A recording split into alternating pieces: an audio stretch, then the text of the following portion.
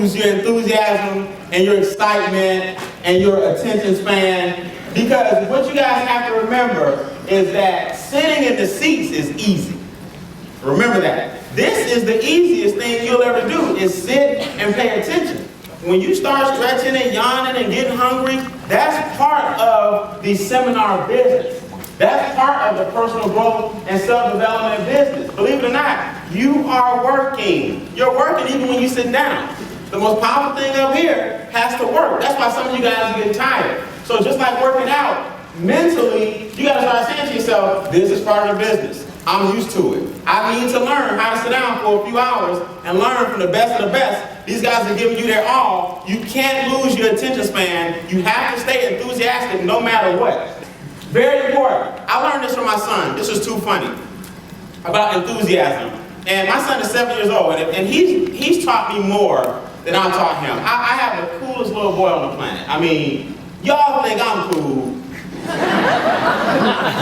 If you don't, I think I'm cool. But he is the epitome of cool. So he comes into my room the other day, and he asks me every Friday, Daddy, WWE is about to come on, Raw. Can you watch it with me? And I'm always preparing for Saturday, or I'm always preparing to travel. I'm always going out of town. So I said, well, God, Daddy can't do it right now, man. He said, no problem. He doesn't pout. He doesn't stick his bottom lip out. He'll run right into his room and watch WWE. He tried again Tuesday. It comes on just about every other day. Tuesday, Daddy, Tuesday night, WWE. You've been out of town, you promised me when you got back. I said, Makai, as soon as I finish this, I'm gonna make some calls, but Makai, I'm just not into wrestling, man. That's your thing, do your thing, and I promise you, we're gonna play some baseball, go do your thing, no problem. He tried again Thursday. Thursday, I heard something different. I heard, get him. Oh, no, come on, Ray Mysterio, you the best, you can do it, you the best. Put him in the figure four, triple, double, headlock, span backwards. I promise you, you'll get him. 1, 2, oh, come on. So I'm like, what is going on in his room? So I creep in his room, and he doesn't know I'm watching. He's like, get him. He's doing the moves. You can see him doing the same moves. About a little bunk bed. I'm thinking he's going to jump off. I'm like, so I'm watching, and he turns around and goes, I told you come in and watch it with me. He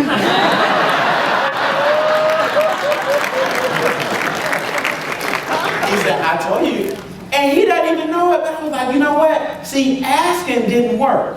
I was a little too busy, and I was not interested. And as a father, one thing I'm learning, just because I'm not interested, I need to just go in there and spend some time with him. Now, don't get me wrong, my son gets all my time. But he led with the wrestling, not my thing. But I was attracted to his energy. And now, every Friday, I will not miss a wrestling match with him. I won't. Not because I like it.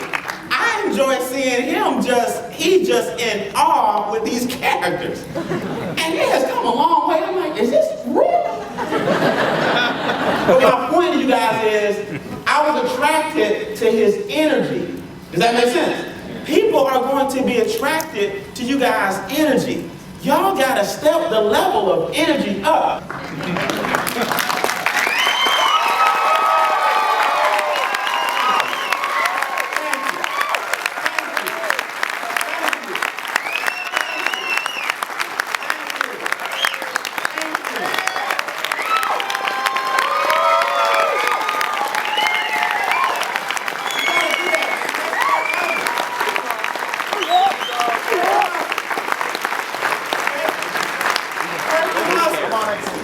Guys, you gotta have what's called relaxed intensity. You gotta know when to crank these emotions up, and you gotta know when to turn them down and get focused. As long as you do everything in moderation and stay in the middle, you'll hit the top of the company. Because now you're in total control of your emotions. Does that make sense?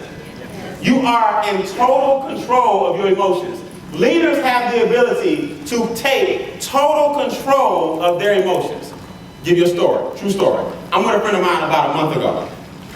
We hop out of the car. This young lady stepped to my friend and asked her if she had some money. Y'all, who's ever been around people who want to borrow money or whatever, right? Now, I don't mind giving money, I do it all the time, but it depends on what mood I'm in, or it depends on the 15 people just asked me the same question 2 blocks ago. So, my friend politely said no. The young lady got an attitude. I clearly think by the way she walked off, she had some kind of drug problem. She had to be on the worst drug on the planet, the way she reacted to a no. 5 minutes later, I'm driving my car. We have a street in Atlanta called Peachtree. I'm driving, I hear something go, boop. I didn't pay any attention. I thought I ran over something. I see the young lady who just said no fly by me. I said, she hit my car. She threw something at my car. That's what it was, because I heard boop. Boom. I couldn't help it. For a minute, I lost it. I threw it. Now, on Peachtree, you're supposed to be doing maybe in 3rd. I threw it in 5th. I caught up with her. She knows these streets well. This girl can drive. Do you hear me? She went left, I went left. I mean, we own it now. She went right, I went right. She went over here, I went over here. She went around. We doing. I mean, I'm on it. I'm like, oh, I'm sorry. You're not gonna hit my car and not pay the consequences. She went through a red light, full steam. I got some sense. I didn't calm down. Y'all don't understand. The more I'm driving, the more furious I got. When you catch her, what you gonna do? The other part of me is like, when you catch her, what you gonna do? This is gonna end through one of 3 ways. I'm gonna wreck, she's gonna wreck, or we're gonna wreck. Either way, it's not good for either of us. My future is so bright, you need shades. Why am I chasing a meth head?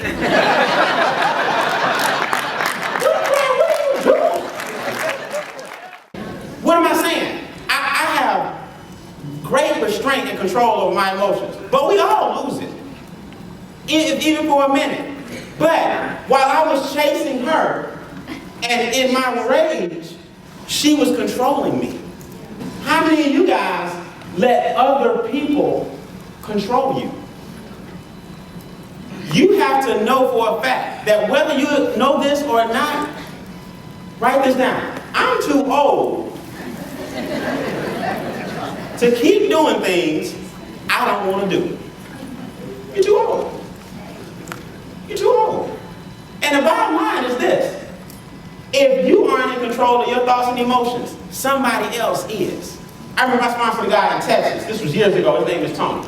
Big guy. Every time I saw him, he was just upset about something. It looked like he was just ready to just fire off at any moment. Just, Brian, you don't understand, man. They call me Big Tone. That's just how I am. I snap, I crack. I said, Tony, you have to calm down.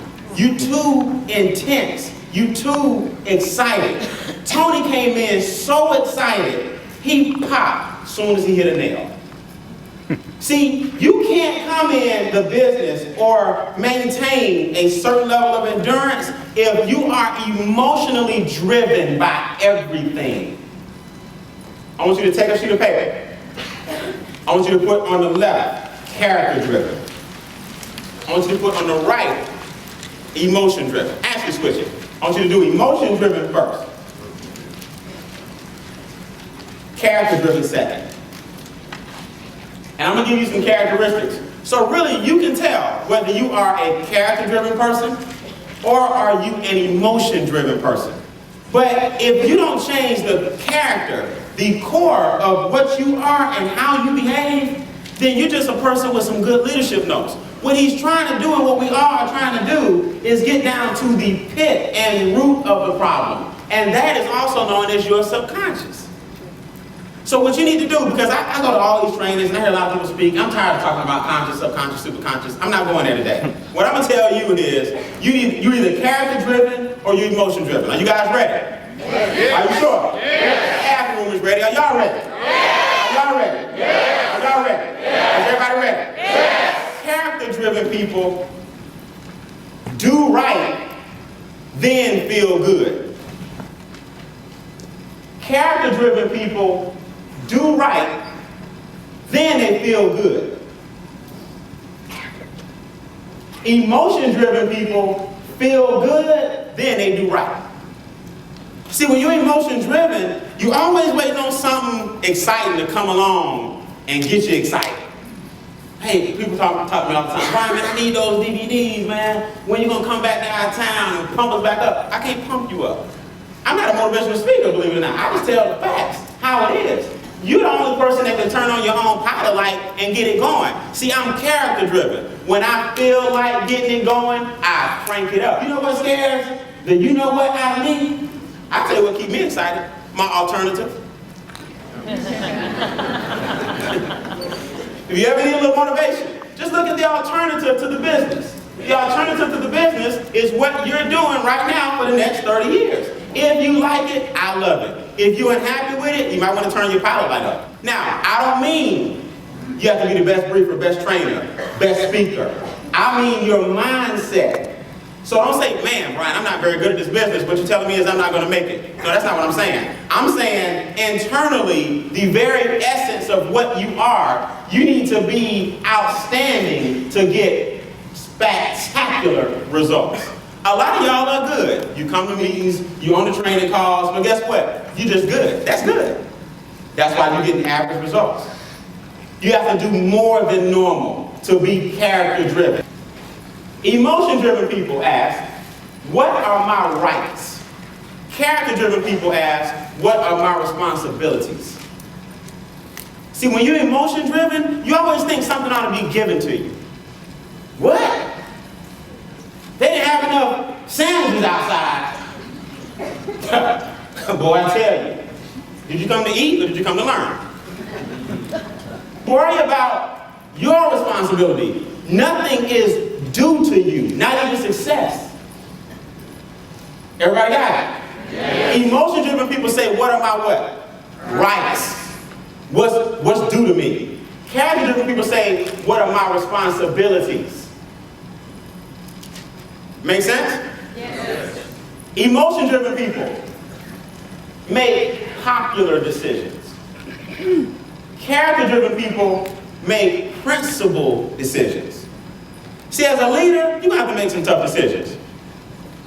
You have to make some tough decisions. Do we want it in Bowling Green? Do we want it in Nashville? Do we want it in Atlanta? Should we take it out to LA? These guys have to make tough decisions. But when you're character-driven, you understand that and accept that as part of your role. This is the life we chose. So you guys have to remember, when you are character-driven, you're going to have to make principle-based decisions. And will some of your group get upset sometimes? Absolutely. But we're not here to win a popularity contest. When you're running your organizations, people kill me, which brings me to the next one. Character-driven people thrive off of commitment. Emotion-driven people thrive off of convenience. If you look at anybody with a brand as their last name, Hilton, okay, Hearst, Heinz, brands as their what? Last name, Wrigley, Firestone. But you know what we never do? We never read their stories. So you think Firestone just woke up and had $1 billion, tire empire? No. So you think Hilton just woke up and just, see we see that crazy daughter of his, so we think it's just easy. I'm talking about the Hilton. Not the heir to the wealth. I'm talking about the one that has some sense. You think he just woke up and had Hiltons everywhere? These people paid the price. The guy who invented, or whose name derives from Porsche, he was facing vehicular homicide charges. Manslaughter charges because some people died at one of his races. The car flew off into the audience and killed some people, and he was doing the beta test. He was looking at vehicular manslaughter charges. But then he said, you know what, this just isn't worth it. No, he is commitment driven. Wealthy people are commitment driven. Broke people are convenient driven. What? I gotta drive an hour to the meeting. What? Let me get something straight. Your car has 4 wheels, right? Are they square? Or circle? So they roll, right? Right. Your car has air conditioning? Yes. You got a radio? Yes. Some CDs, cushion seats, heated seats, 2 doors, a windshield. You can't drive an hour? What is the car for? You see what I'm saying? Why did you get it? To keep in the garage? You got the car to drive it until the transmission fall out. But see, we got it twisted. See, somebody came along with something called leasing. And leasing means don't you run up those miles on your car. So now, you misunderstand the purpose of the car. I go back to before there were cars. It took 6 months to get it. Horse and buggy, people died trying to explore the country. You had to gas up. You had to horse up. You know what I mean? You had to feed up. Get the horses, get the buggy. A little salt tart is keeping us. We got to go from New Orleans to what's now Texas. It took 3 months. Horse and buggy, guys, and carriage, and you can't drive an hour with an engine? You see what I'm saying? It don't make sense. But character-driven people understood commitment. See, they were here to discover new lands and new territories and new areas. So they understood. Convenience-driven people, if the meeting is not around the corner from your house, it's too far to drive. But you'll get up here, I'm going to do it. That's going to stop me. The next time I said, well, it's an hour away. We're going to do a leadership meeting. Why would I have it right there? You got a car, don't you? That's what I tell people. You got a car, don't you? Yeah. You drive it, don't you? Yeah. What's your commute back and forth to work? 30 miles both ways. Oh, that's 70 miles to get to work every day. You multiply that by 5. You drive about 350 miles a week to make somebody else rich, but you can't drive 75 miles to make yourself rich. Got it. Make sense?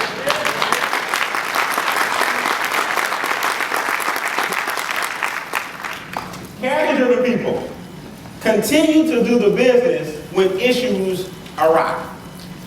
Emotion-driven people quit the business when issues arise. Wealthy people know how to find a problem and fix it. Broke people run from problems. See, I don't have problems.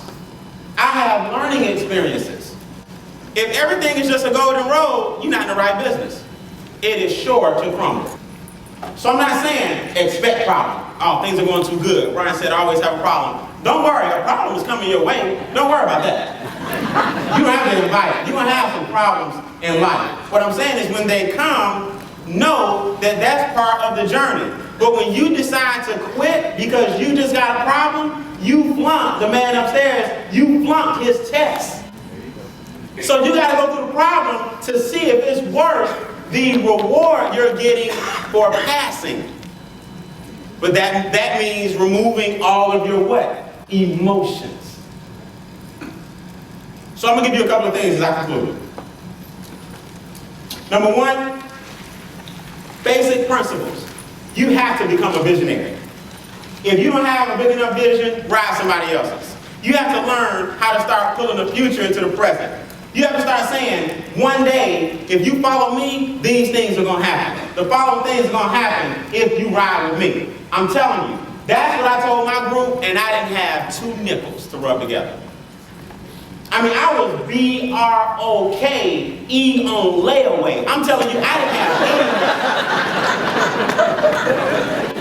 anything. And I'm just being honest with you. See, the reason I'm so honest is because nobody can judge me.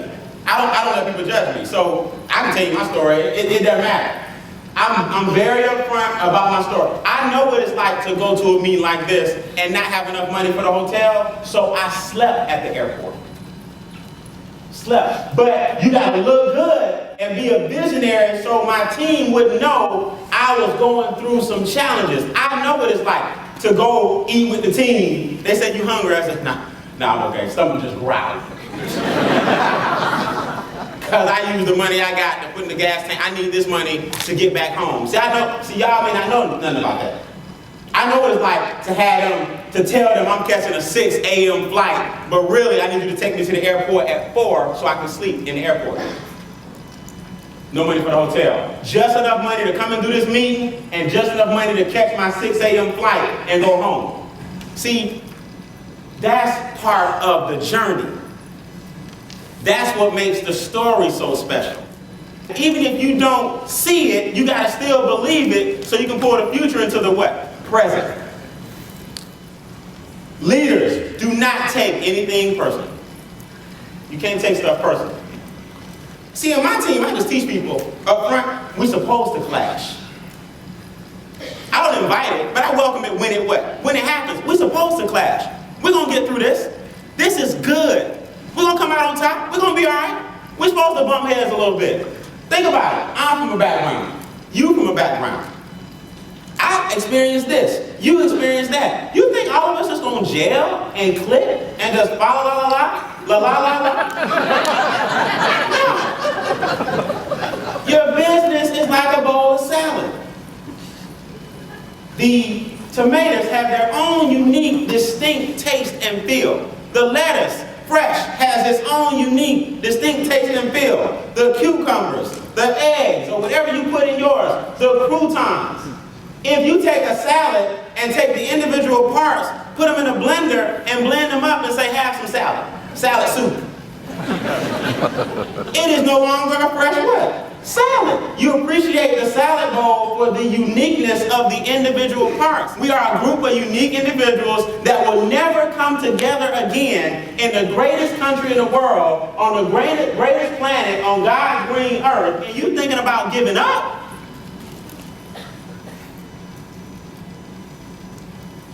But you know what the sad thing is? You will. See, all this effort and energy put into this convention, here's the reality, people. 2 out of 3 of you guys are going to quit.